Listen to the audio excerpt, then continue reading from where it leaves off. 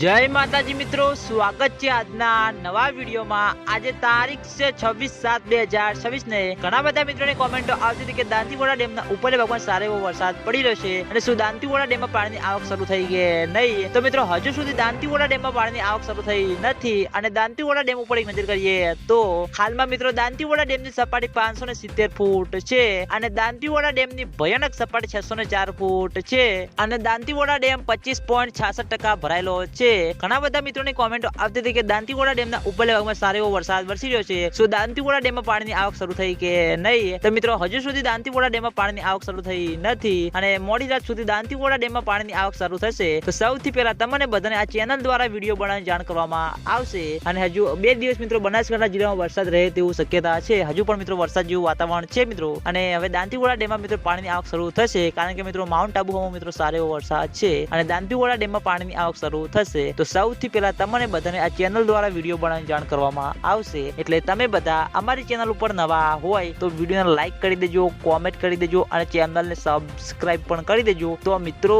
જય માતાજી।